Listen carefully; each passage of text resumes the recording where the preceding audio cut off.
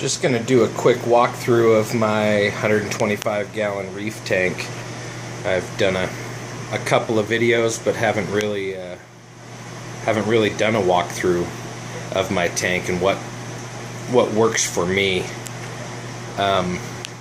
It's a 125, and as far as equipment goes, I've got 1,070 watts of light, 3 250 watt metal halides, 4 T5s, and some LEDs. I do run a canister filter. It's a Fluval FX6. I try to clean it out every week, every 2 weeks at the most. Digital Aquatics. It's a Reef Keeper Elite. I have the, let's see if you can see under here, the net module. So I can graph everything on the laptop, turn my lights on and off, sends me emails if any of my alarms go off. It's a pretty awesome piece of equipment. Plus it eliminates the need for a lot of your test strips.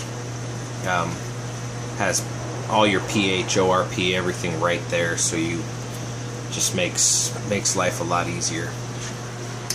EcoSmart Driver MP40 Vortec. Love that thing. It has several programmable modes on it. I love the feed mode. Shut it down for feed time. Down here I'm running a smart auto top off. Just a magnetic digital eye that sits in there and monitors your water level. It's I got this bucket here full of RODI water. The auto top off pump runs through a Kalkwasser reactor. Helps keep your pH, calcium, alkalinity all in check. Pretty awesome piece of equipment. Behind that, the green tubes you see is an upflow GFO filter, granular ferric oxide reactor. Eliminates all the phosphates in my tank. Never have a problem with any kind of hair algae again. And I'm running live rock and ceramic biospheres instead of those plastic bio balls. I mentioned that in one of my other videos. Those plastic bio balls are garbage. Throw them out. They do nothing to denitrify the water in your tank. And then a big old Reef Octopus protein skimmer. I clean that thing out daily. Scrub it up and keep it clean. Other than that, if you're a beginner or you're not running a Kalkwasser reactor, I recommend running an aragonite sand bed, about a 1 inch to 1.5 inches at the most deep, and that will definitely help stabilize your pH and your calcium levels in your tank. In here, being as I'm running a calc reactor, I do have the Hawaiian black sand with a little bit, about 50-50 with some aragonite. And so that's not I do not run a calcium reactor. I do a 10% water change weekly with the Red Sea Coral Pro, and that seems to keep my calcium levels right where they need to be. Every once in a while I do add a little bit of liquid calc, but for the most part it's not needed. Livestock in here, as you've seen before, the two happy clowns. They're awesome. Some starries back there. This dude here is a Duncasamia. It's an Aussie Duncan. It's a branching Duncan. Most of the Duncans that you see will be kind of clustered together. You almost don't see their skeleton because all the polyps are so close together that they just kind of look like a ball. So this big old branching Duncan's real rare. You won't ever see one in the shops. But back behind it's a few jasmine polyps. They were completely covered on. I know you guys are camera hogs. These clowns are they're funny. That rock was completely covered with jasmine polyps. But this dude right here, this culprit, he's a green brittle starfish. It's just a green brittle, and I watched him ripping polyps off of that those jasmines, and he also was eating my giant palm trees. These guys over here, you can see they're almost wiped out. He was just grubbing them down. So I didn't have the heart to throw him down the toilet. I'm going to take him to the reef shop and see if somebody else has some success with him. Nice fauve there. Some zoes. That's a pipe organ from Fiji. It's a big old gnarly pipe organ. That's an Aussie wall. We call them frog spawns. Just a big, beautiful Aussie wall coral. See these guys? They're just film us, feed us, and film us. Everybody knows what that is. My big old maxi. A pink gorgonian. A green mani from Fiji. And if you know what that is, you're awesome. Catallophilia, an elegance coral. That is an Australian elegance coral. And pink tip, green center. He's a beast. He's awesome, healthy. Back here, just a couple of, it's kind of the mushroom rock corner.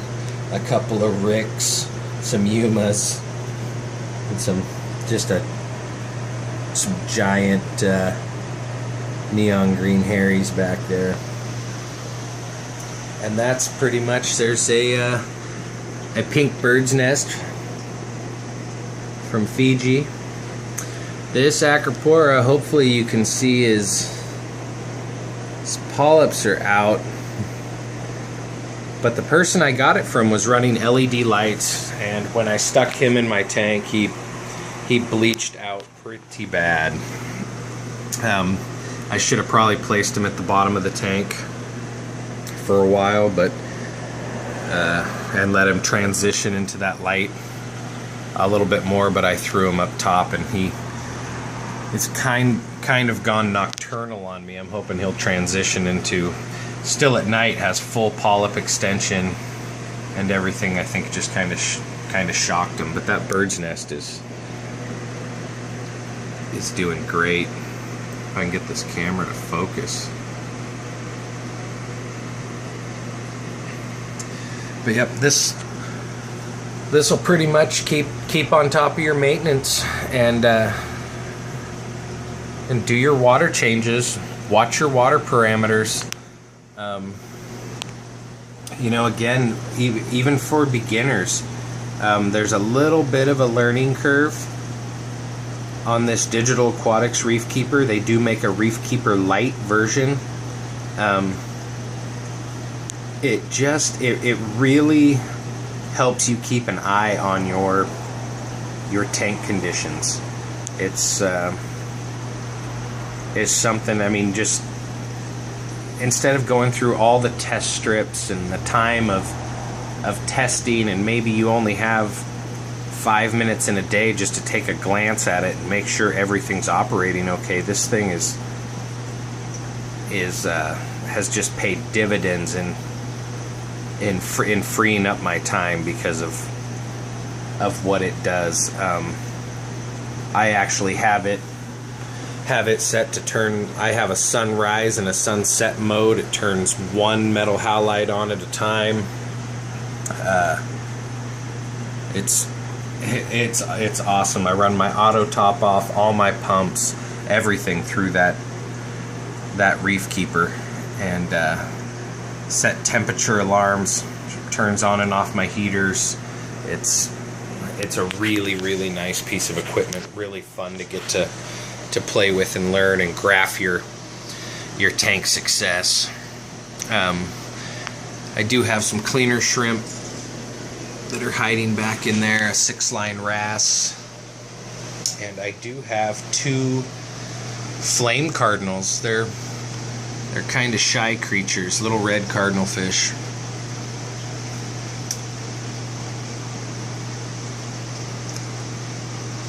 And they're really cool. They are from Central America.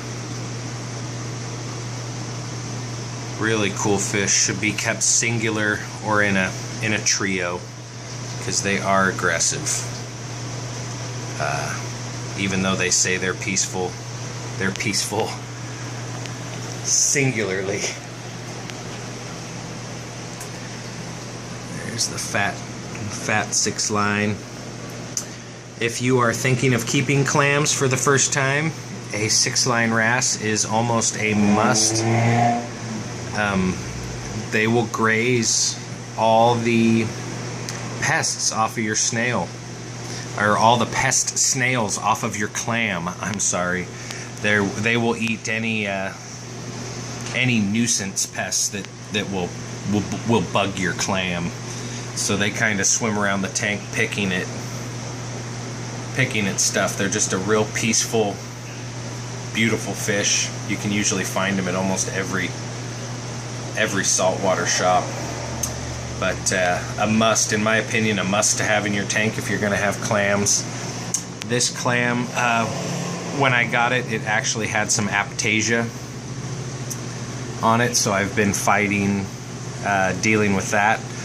And I'm going to do a video on how to get rid of nuisance aptasia, simply by injecting it with an insulin needle and liquid calcium. It works great. Some people use hot water, but it's a good trick. It's a good trick.